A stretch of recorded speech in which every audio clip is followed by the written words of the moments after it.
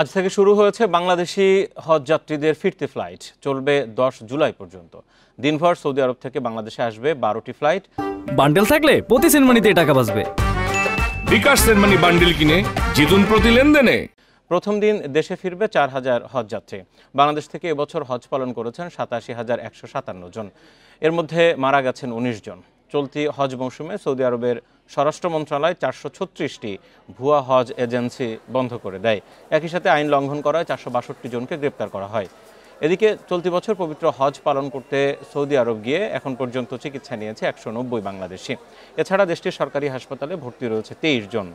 এবার হজ অনুষ্ঠিত হয় 5 জুন। হজযাত্রীদের সৌদি আরবে যাত্রার প্রথম ফ্লাইট ছিল 29 এপ্রিল, শেষ ফ্লাইট ছিল 31 মে।